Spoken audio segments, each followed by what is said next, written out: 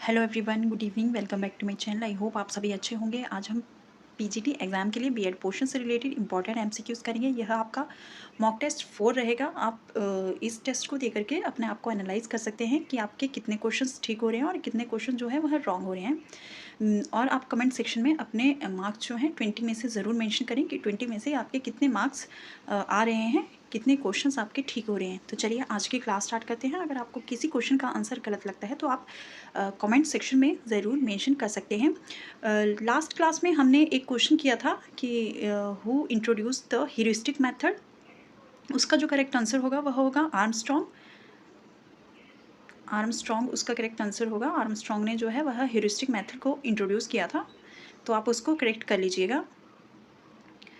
First question is the who is known as father of creativity.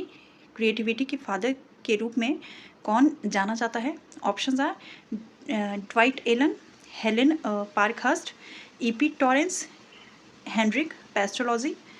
इसका जो correct answer होगा वह होगा option number C. EP Torrance को फादर ऑफ क्रिएटिविटी के रूप में जाना जाता है। Option number C is the correct answer. Next question is the education which will offer the tool whereby one can live for the divine, for the country, for oneself and for others, and this must be the ideal of every school which calls itself national is statement of। शिक्षा जो उपकरण प्रदान करेगी जिससे कोई देश के लिए, स्वयं के लिए और दूसरों के लिए दिव्य के लिए जीवित रह सके, और यह हर स्कूल का आदर्श होना चाहिए जो खुद को राष्ट्रीय कहता है। यह कथन किसका है? Option are Aurobindo, Socrates, Plato या फिर Aristotle. Correct answer is the option number A. यह कथन जो है वह ऑरोबिंदो का है। Option number A is the correct. Next question is the an educated person is respected everywhere, education beats the beauty and the youth is statement of. एक शिक्षित व्यक्ति हर जगह सम्मानित होता है, शिक्षा सौंदर्य और यौवन को भी प्रजित करता है। यह कथन किसका है? Option are Rabindranath Tagore, Mahatma Gandhi, J Krishnamurti या फिर Chanakya. Correct answer is the option number 4। यह कथन चाणक्य का है। An educated person is respected everywhere, education beats the beauty and the youth. यह स्टेटमेंट जो है वह चाणक्य ने दी थी। Option number D is the correct. Next question is the NCERT was established in year. NCERT की स्थापना किस वर्ष हुई थी? ऑप्शन आर 1952 में, 1961 में, 1995 में या फिर 2004 में। Correct answer is the option number B. 1961 में NCERT की स्थापना हुई थी। Option number B is the correct. Next question is the Kasturba Gandhi Balika Vidyalaya scheme was integrated into the Sarva Shiksha Abhiyan in year. Kasturba Gandhi Balika विद्यालय योजना को किस वर्ष में सर्व शिक्षा अभियान में एकीकृत किया गया था? ऑप्शन आर 1961 में, 1995 में, 2004 में या फिर 2007 में। Correct answer is the option number 4। 2007 में कस्तूरबा गांधी बालिका विद्यालय योजना को सर्व शिक्षा अभियान में एकीकृत किया गया था। Option number D is the correct. Next question is the which committee recommended age relaxation for women in teaching profession. किस समिति ने शिक्षण पेशे में महिलाओं के लिए आयु छूट की सिफारिश की थी? Option are Acharya Narendra Dev committee, Shrimati Durgabai Deshmukh committee, Shri Prakash committee या फिर doctor Sampurnanand committee. Correct answer is the option number B. Shrimati Durgabai Deshmukh committee ने शिक्षण पेशे में महिलाओं के लिए आयु छूट की सिफारिश की थी। Option number B is the correct. Next question is the which is more relevant for developing teaching skills. Teaching skill को डेवलप करने के लिए कौन अधिक रेलिवेंट है, अधिक प्रासंगिक है? ऑप्शंस आर ऑर्गेनाइजेशनल टेक्नोलॉजी, संगठनात्मक शिक्षण प्रौद्योगिकी, इवेल्युएशन टेक्नोलॉजी, मूल्यांकन शिक्षण प्रौद्योगिकी, ट्रेनिंग टेक्नोलॉजी, प्रशिक्षण शिक्षण प्रौद्योगिकी या फिर टीचिंग टेक्नोलॉजी शिक्षण प्रौद्योगिकी। Correct answer is the option number C, training technology. Training technology is more relevant for developing teaching skill. Option number C is the correct. Question number 8 is the which is not essential for connecting to the internet से जुड़ने के लिए कौन सा आवश्यक नहीं है? Options are a computer terminal और टेलीफोन लाइन और टेलीविज़न या फिर a modem. Correct answer is the option number C a television is not essential for connecting to the internet. Option number C is the correct. Next question is the which is not a phase of micro teaching. सूक्ष्म शिक्षण का कौन सा चरण नहीं है? Option are knowledge acquisition phase, ज्ञान अर्जन चरण, टीचिंग फेज, शिक्षण चरण, स्किल एक्विजिशन फेज, कौशल अधिग्रहण चरण या फिर ट्रांसफर फेज, स्थानांतरण चरण। Correct answer is the option number B. Teaching phase is not a phase of micro teaching. Option number B is the correct. Next question is the method to change the behavior of children is बच्चों के व्यवहार में परिवर्तन लाने की विधि है. Options are corporal punishment एक शारीरिक दंड, affectionate advice स्नेहपूर्ण सलाह, reward इनाम या फिर expulsion from the home घर से निष्कासन. Correct answer is the option number C reward. The method to change the behaviour of children is reward. उन्हें इनाम अगर हम उन्हें इनाम देंगे, रिवॉर्ड देंगे तो उनके बिहेवियर में चेंज होगा. Option number C is the correct. Next question is the psychological function of a teacher is एक शिक्षक का मनोवैज्ञानिक कार्य है. Option are that he should create a faith in the unity of all life. एक शिक्षक का मनोवैज्ञानिक कार्य है कि उसे समस्त जीवन की एकता में विश्वास पैदा करना चाहिए. That he should develop racial feelings, उसमें जातीय भावनाएं विकसित हो. That he should develop community feelings, कि उसे सामुदायिक भावनाएं विकसित करनी चाहिए. That he should inculcate a spirit of nationalism, कि उसे राष्ट्रवाद की भावना पैदा करनी चाहिए. Correct answer is the option number C. Option number A is the correct. That he should create a faith in the unity of life, उसे समस्त जीवन की एकता में विश्वास पैदा करना चाहिए. यह एक टीचर का साइकोलॉजिकल फंक्शन है. Option number A is correct. Next question is the which of the following was not the significance of Charles Wood dispatch. निम्नलिखित में से क्या चार्ल्स वुड डिस्पैच का महत्व नहीं था? Option are the promotion of western education, पश्चिमी शिक्षा को बढ़ावा देना, English language as the medium of higher education, उच्च स्तर के लिए माध्यम के रूप में अंग्रेजी भाषा का प्रयोग, हायर एजुकेशन में जो मीडियम ऑफ इंस्ट्रक्शन होना चाहिए वह इंग्लिश लैंग्वेज में होना चाहिए, a system of grants in aid to encourage private enterprises, निजी उद्योगों को प्रोत्साहित करने के लिए सहायता अनुदान की एक प्रणाली, या फिर financial support for female education, महिला शिक्षा के लिए एक वित्तीय सहायता. Correct answer is the option number D financial support for female education, महिला शिक्षा के लिए एक वित्तीय सहायता. यह पॉइंट जो था वह चार्ल्स वुड डिस्पैच का महत्व नहीं था. Option number D is the correct. Question number 13 is the a good system of education is much helpful in the field of. शिक्षा की एक अच्छी प्रणाली निम्नलिखित में से किस क्षेत्र में बहुत उपयोगी है?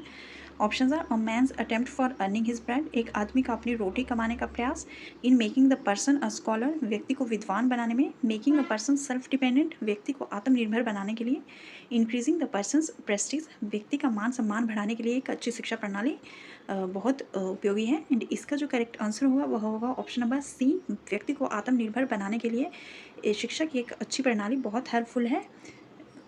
Option number C is the correct, making a person self dependent. Next question is the important tool for an effective and successful teaching is. प्रभावी एवं सफल शिक्षण के लिए महत्वपूर्ण उपकरण है. Option are to dictate maximum notes to the student, छात्रों को अधिकतम नोट्स निर्देशित करना, to use the black board as much as possible, black board का ज़्यादा से ज़्यादा यूज़ करना, to elaborate the subject through practical examples, व्यवहारिक उदाहरणों के माध्यम से विषय को विस्तृत करना, to use literacy language as much as possible, यथासंभव साहित्यिक भाषा का प्रयोग करना. Correct answer is the option number C, to elaborate the subject through practical examples, practical example दे करके सब्जेक्ट को इलेबोरेट करना है. यह एक सक्सेसफुल टीचिंग का इफेक्टिव टूल है. Option number C is the correct.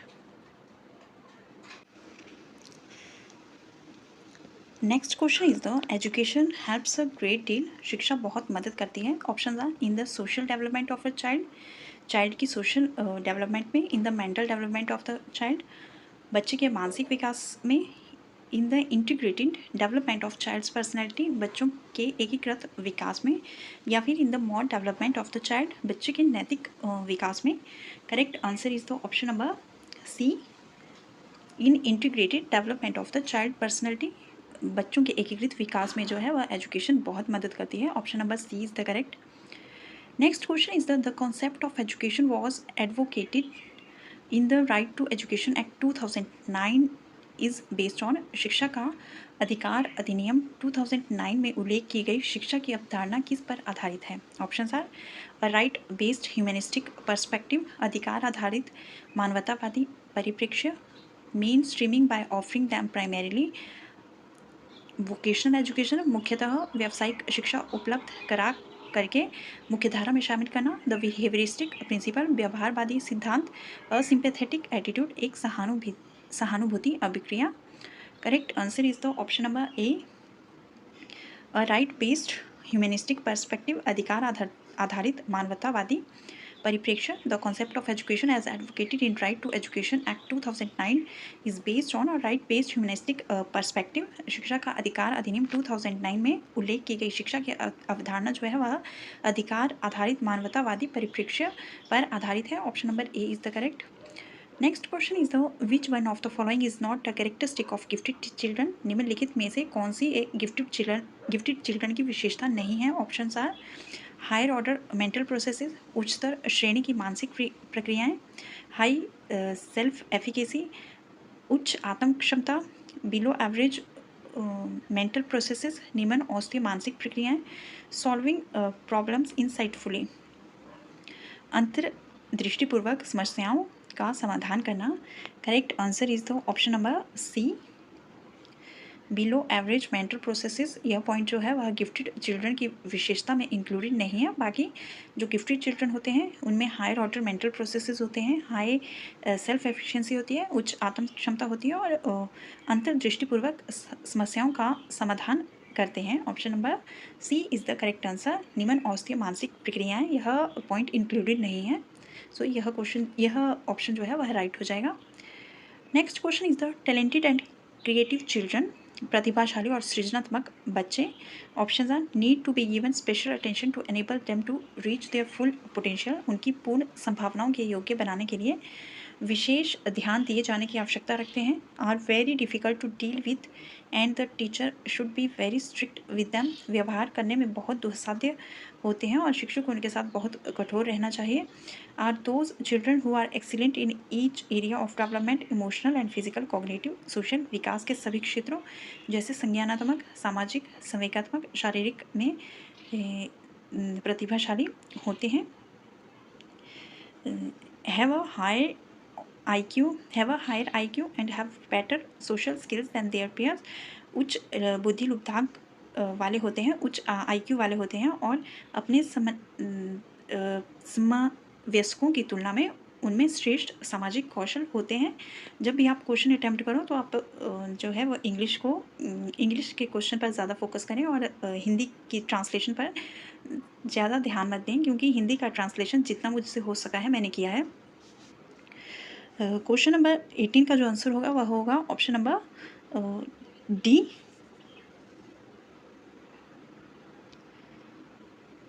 Option number D is the correct. Talented और क्रिएटिव चिल्ड्रन जो होते हैं उनका हायर IQ होता है और उनका बेटर सोशल स्किल्स होती है than their peers group. Option number D is the correct.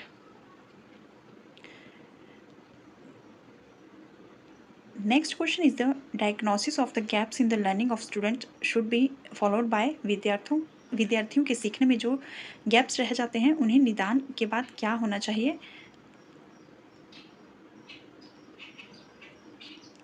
Option are systematic revision of all lessons, सभी पाठों को व्यवस्थित रूप से दोहराना, reporting the findings of learners and parents, शिक्षार्थियों और अभिभावकों को उपलब्धि के बारे में बताना, एप्रोप्रिएट रेमेडियल मेजर्स, समुचित उपचारात्मक कार्य, इंटेंसिव ड्रिल एंड प्रैक्टिस, सघन अभ्यास कार्य।